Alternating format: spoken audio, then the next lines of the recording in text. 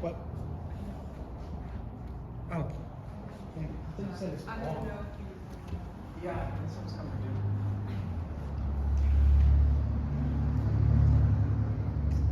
We are pleased to be here. Hey, thank you all so much for coming. Thank you so much for having me today. If you don't know me, my name is Graham Cass, and I serve as a missionary here at UL campus. I've loved what I've been doing.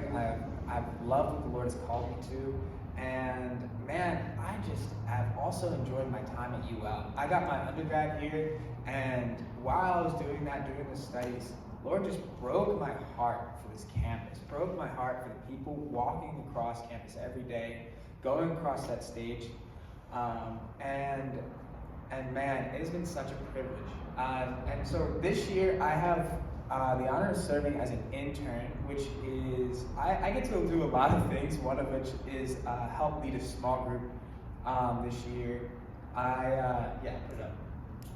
And so these are all the guys in my small group this year, and man, has the Lord done amazing things in their lives. Man, like I can't really say how much, I can't put into words, that's what I wanted to say. I can't put into words how much like the Lord is doing in my life through them and vice versa because of what the Lord has called me to this year.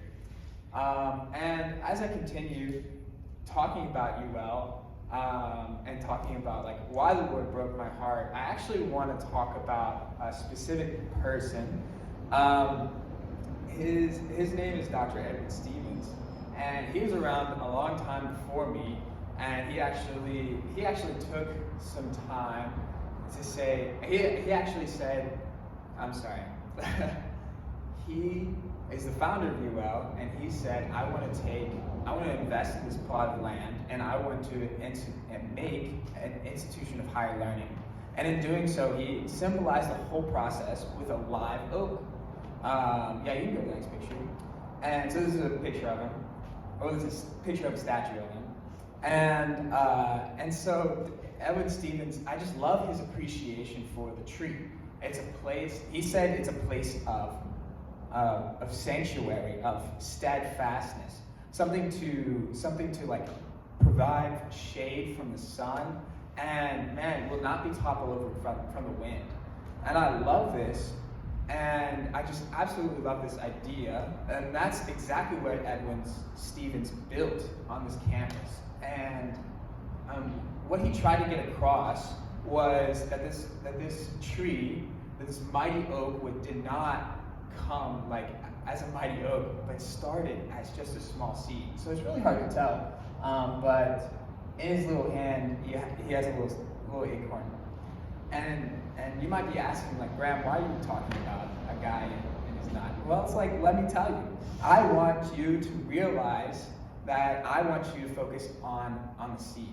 I want you to focus on the fact that this seed had to die. Jesus says that a seed has to die for it to become alive, for the mighty oak to be born, mighty oak to prosper, and be a blessing to what's around it. Something has to die.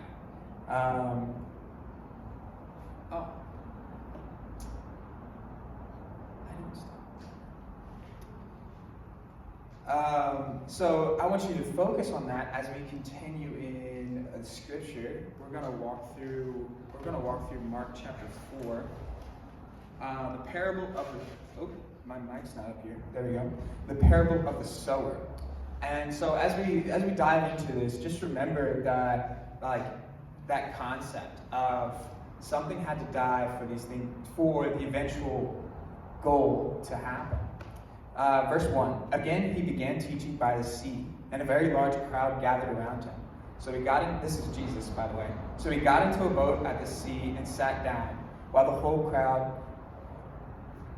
was on the shore facing the sea. He taught them many things in parables. In his teachings he said to them, listen, consider the sower who went out to sow. As he sowed, this occurred. Some seed fell along the path, and the birds came and ate it up. Other seeds fell along the rocky ground, where it didn't have much soil, and it sprang up right away, since it didn't have deep soil. When the sun came up, it was scorched, and since it didn't have root, it withered. Other seed fell among the thorns, and the thorns came up and choked it, and it did not produce a crop. So others fell on the ground and produced a crop that increased 30, 60, and 100 times what was sown. Then he said, anyone who has ears to hear should listen. Let's unpack that. I really, really like this diverse range of what Jesus has to say about the different seeds. And I've heard this parable many times, and it still kind of perplexes me of exactly what can be applied. But man, I want to talk to you today about what I've seen the Lord do on UO campus, what I've seen the Lord done in my life. And so the first really one I want to zoom in on is when Jesus said that a seed is seed lands on the rocks and does not have any soil.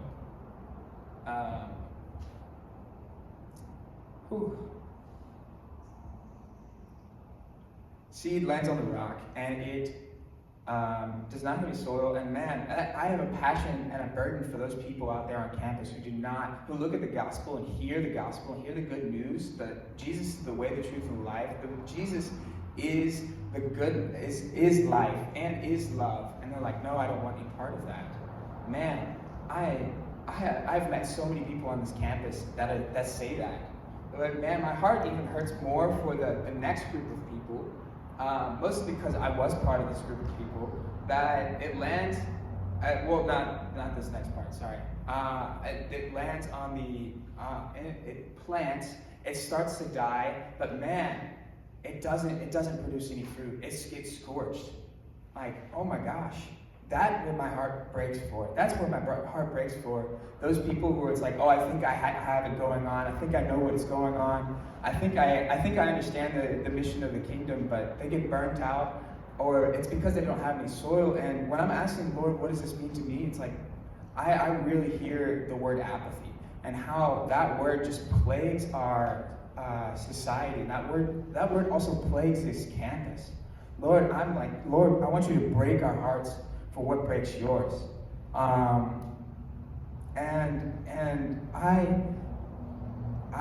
just so heartbroken over these people because they wanted to say no to themselves. They wanted to see themselves die, but they have not yet seen life come out of it. And then the third group where it's where it has planted, it has brought up, but man, there's so much drowning it out. There's so much clogging it. And I could see that as I'm meeting with a bunch of teenagers over these past 5 years, and I've met with so many different people from so many different backgrounds, and I see similar things as well plaguing them. And so something that reminds me in this on UL campus of these students, of these hearts and lives of students, of these thorns, is man, these chains and shackles of fear, chains and shackles of shame, and one of those things that a lot of men have been ashamed about is lust, is pornography. That thing that the devil has a grasp on us has plagued our economy, plagued our churches, and plagued this campus. And I just feel, I'm Lord, how are you going to deal with this? How are you going to deal with this? And it's really interesting what God calls us to do, and it's still to go out into the harvest, still work, still toil. Because they will, some will come, a lot more will come. And I'm so grateful of that. And I'm so grateful that the Lord has the heart of where, I'm sorry, I don't get my thoughts together.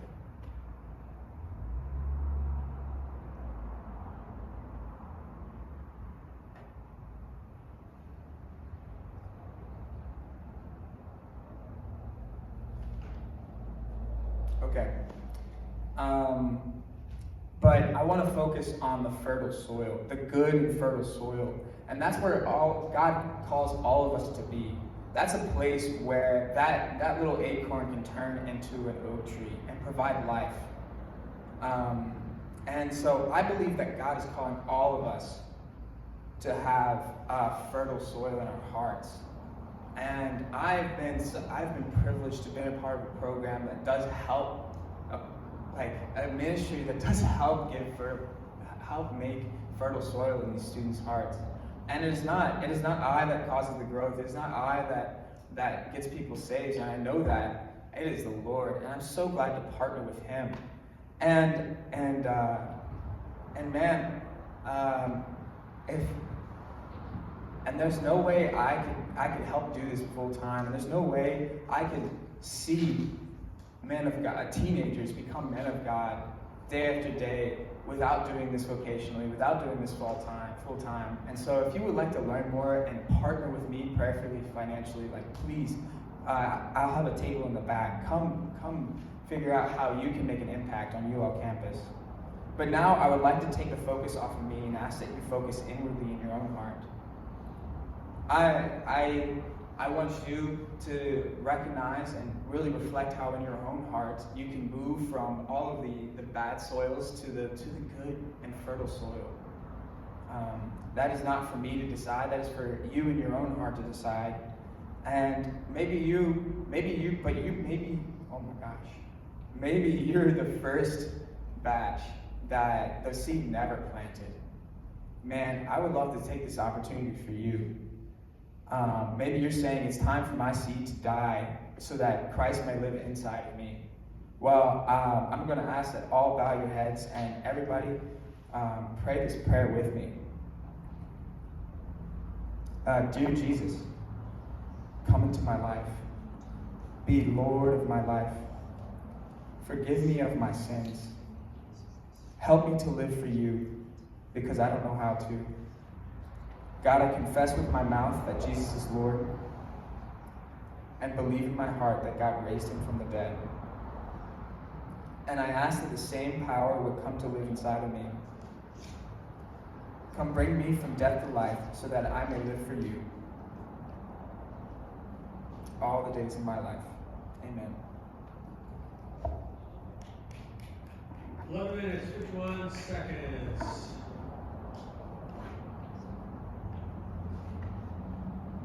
Forgot to start the timer. I forgot to start the timer. So Barry, what happened there? Were you prepared?